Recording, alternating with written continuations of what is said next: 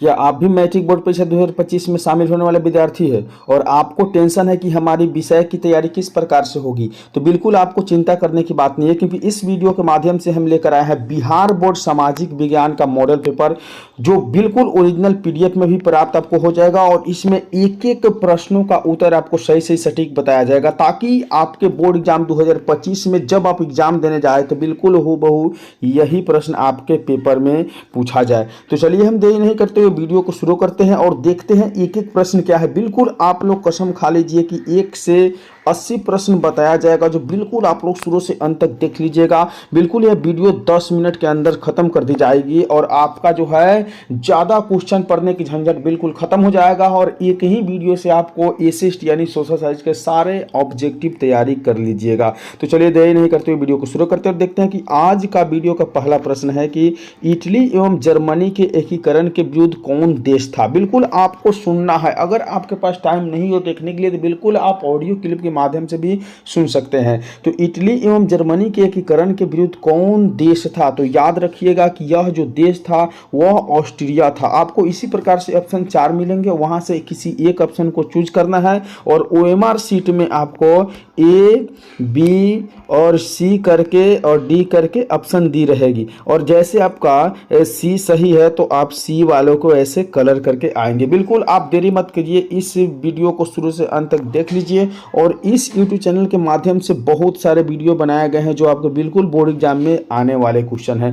तो चलिए हम दूसरी नंबर प्रश्न देखते हैं। दिया हुआ है कि जालवे राइन एक संस्था थी। जालवे राइन कैसी संस्था थी?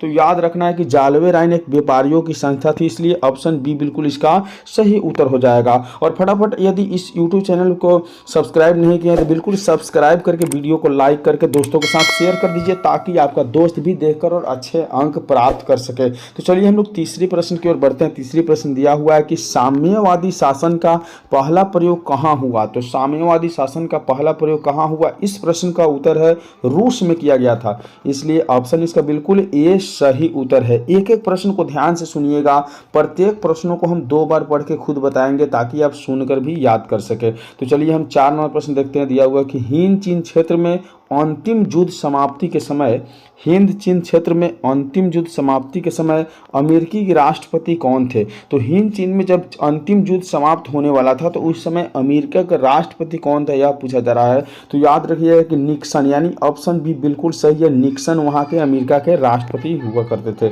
तो चलिए हम 5वीं प्रश्न को देखते हैं। 5वीं प्रश्न देखिए, बिल्कुल इंपोर्टेंट प्रश्न है। यदि आप इस सभी प्रश्नों को पढ़े हैं तो बिल्कुल आप इस प्रश्न को रिवाइज कर लीजिए और बिल्कुल आप मैट्रिक बोर्ड परीक्षा में धमाका करके आइएगा। तो दिया हुआ है 5 नंबर प्रश्न में कि गदर पार्टी की स्थापना किसने और कब की? गदर पार्टी की स्थापना किसने और कब की? तो 5 नंबर प्रश्न का उत्तर याद रखिएगा कि लाला हरदयाल सिंह के द्वारा 1913 ईस्वी में। ऑप्शन सी इसका राइट आंसर यानी सही आंसर हो जाएगा। फटाफट आप यूट्यूब चैनल को सब्सक्राइब करिए, वीडियो को लाइक करिए, दोस्तों के साथ शेयर कीजिए, देरी मत कीजिए, बिल्कुल शुरू से अंत तक आपको बने रहना इस वीडियो पे। तो 6 नंबर प्रश्न दिया हुआ कि जालियांवाला बाग हत्याकांड किस तिथि को हुआ था? तो याद रखना है कि जालियांवाला बाग हत्याकांड जो हुआ था वह 13 अप्रैल 1919 को हुआ था। बिल्कुल 13 अप्रैल 1919 को हुआ था। ऑप्शन ए बिल्कुल इसका सही उत्तर है। आपको एग्जाम में इसी तरह से अप्रैल की ही सभी दिया रहेगा, इसलिए ध्यान से इसको देख लीजिएगा। 13 अप्रैल 1919 ईस्वी में जालियांवाला बाग हत्याकांड हुआ था। चलिए हम 7वीं नंबर प्रश्न की ओर बढ़ते हैं। 7वां नंबर प्रश्न दिया हुआ है कि एक प्रतियोगी एवं उद्यमी प्रवृत्ति से प्रेरित किस प्रकार की अर्थव्यवस्था लागू की गई है? तो एक प्रतियोगी एवं उद्यमी प्रवृत्ति से प्रेरित किस प्रकार की अर्थव्यवस्था लागू की गई है? इस तरह के प्रश्न अगर आते हैं तो इनकी सही उत्तर हो जाएगा ऑप्शन बी, यानी मुद्रा प्रधान अर्थव्यवस्था लागू की गई है। क्या लागू की गई है? तो मुद्रा प्रधान अर्थव्यवस्था लागू की गई है। चलिए अगले प्रश्न की ओर बढ़ते हैं और 8 नंबर प्रश्न देख लेते हैं। 8 नंबर प्रश्न क्या है? तो दिया हुआ है कि आधुनिक काल में औद्योगिक इकाई ने किसके स्वरूप को गंभीर रूप से प्रभावित किया? बिल्कुल आपको ध्यान देकर देखना है और अगर देखने के लिए समय नहीं है तो बिल्कुल आप ऑडियो क्लिप में भी सुन सकते हैं। तो आधुनिक काल में औद्योगिक इकाई ने किसके स्वरूप को गंभीर रूप से प्रभावित किया? तो इस प्रश्न का सही उत्तर ऑप्शन बी अर्थात शहरीकरण। बिल्कुल आप ऑप्शन बी वहां कलर करके आइएगा, बिल्कुल सही हो जाएगा। चलिए अगली प्रश्न की ओर बढ़ते हैं और 9 नंबर प्रश्न देखते हैं। 9 नंबर प्रश्न में दिया हुआ है कि विश्वव्यापी आर्थिक संकट देखिए किस वर्ष आरंभ हुआ था? बिल्कुल ध्यान से सुनिएगा, बिल्कुल ध्यान से देखना है, ध्यान से सुनना है, क्योंकि बोर्ड एग्जाम की सवाल है। तो विश्वव्यापी आर्थिक संकट किस वर्ष आरंभ हुआ था? तो 9 नंबर प्रश्न का सही उत्तर 1929 ईस्वी। ऑप्शन सी बिल्कुल सही उत्तर है। 1919 ईस्वी में 29 ईस्वी में हुआ था, ध्यान रखिएगा। चलिए अगली प्रश्न की ओर बढ़ते हैं, देखते हैं 10 नंबर प्रश्न क्या है। दिया हुआ है कि आज़ादी के बाद समाचार पत्र, आज़ादी के बाद जो समाचार पत्र निकली थी उस समाचार पत्र आपत्तिजनक विषय अधिनियम कब पारित किया गया था? तो याद रखना है कि आज़ादी के बाद जो समाचार पत्र आपत्तिजनक विषय अधिनियम कब पारित किया गया था? तो 10 नंबर प्रश्न का सही उत्तर ऑप्शन ए अर्थात 1951 ईस्वी में पारित किया गया था। बिल्कुल याद रखना है, एक एक प्रश्न को देखते जाना है और बिल्कुल याद करते जाना है। चलिए 11 नंबर प्रश्न की ओर पहुंच चुके हैं। बिल्कुल आपका वीडियो 10 से 12 मिनट में खत्म हो जाएगी।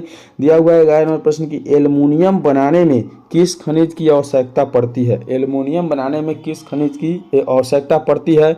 तो बिल्कुल याद रखना है कि बॉक्साइट की आवश्यकता एल्युमिनियम बनाने में की जाती है, इसलिए ऑप्शन डी इसका बिल्कुल सही उत्तर है।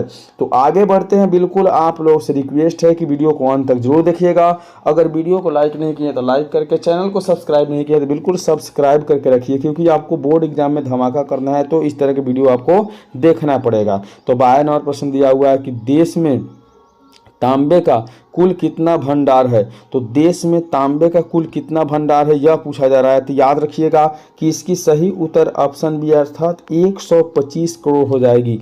125 करोड़ टन जो है तांबे का कुल भंडार अपने देश में है। चलिए अगली प्रश्न की ओर बढ़ते हैं और हम इसी के साथ 12 नंबर प्रश्न की ओर बढ़ते हैं। तो 12 नंबर प्रश्न दिया हुआ है कि निम्न प्राकृतिक संपदाओं में किसका भंडार सीमित है? निम्न प्राकृतिक संपदाओं में किसका भंडार सीमित है? तो याद रखिएगा 13 नंबर प्रश्न का सही उत्तर कोयला का भंडार क्या है? सीमित है, इसलिए ऑप्शन ए इसका बिल्कुल करेक्ट आंसर हो जाएगा। तो फटाफट वीडियो को लाइक करके, चैनल को सब्सक्राइब करके दोस्तों के साथ शेयर करिए और शुरू से अंत तक जरूर बने रहिएगा। 14 नंबर प्रश्न में दिया हुआ है कि यूरेनियम का प्रमुख उत्पादक स्थल क्या है? यूरेनियम का जो प्रमुख उत्पादक स्थल है, यानी सबसे अधिक यूरेनियम कहाँ उत्पादन की जाती है? तो याद रखिएगा कि 14 नंबर प्रश्न का सही उत्तर ऑप्शन डी अर्थात जादूगोड़ा बिल्कुल इसका सही उत्तर है, ऑप्शन डी।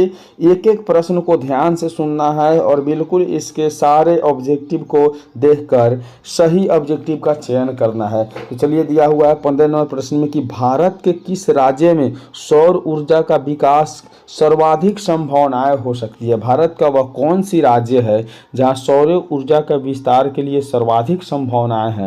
याद रखिएगा राजस्थान इसकी बिल्कुल सही उत्तर है, क्योंकि राजस्थान में पर्याप्त जगह होती है, इसलिए ऑप्शन सी बिल्कुल इसका करेक्ट आंसर है। अगली प्रश्न यानी 16 नंबर प्रश्न की ओर बढ़ते हैं। दिया हुआ है कि तारापुर परमाणु ऊर्जा केंद्र किस राज्य में है? तारापुर परमाणु ऊर्जा केंद्र किस राज्य में है? याद रखना है कि 16 नंबर प्रश्न का सही उत्तर ऑप्शन डी अर्थात महाराष्ट्र में है। कहाँ है? महाराष्ट्र में है। बिल्कुल आप लोग एक एक प्रश्न को ध्यान से सुनते चलिएगा। चलिए बढ़ते हैं ऑप्शन 17 यानी प्रश्न 17 की ओर बढ़ते हैं। 17 नंबर प्रश्न दिया हुआ है कि भारत में सर्वाधिक क्षेत्र पर किसकी मिट्टी का विस्तार है? तो याद रखना है कि भारत पर सर्वाधिक क्षेत्र में जो है आपको जलोढ़ मिट्टी का विस्तार है, इसलिए ऑप्शन ए बिल्कुल इसका सही उत्तर हो जाएगा। तो इसी के साथ हम 18 नंबर प्रश्न की ओर बढ़ते हैं। बिल्कुल अगर अभी तक आप चैनल को सब्सक्राइब नहीं किया तो सब्सक्राइब कर दीजिए, वीडियो को लाइक नहीं किया तो बिल्कुल लाइक करके शेयर कीजिए।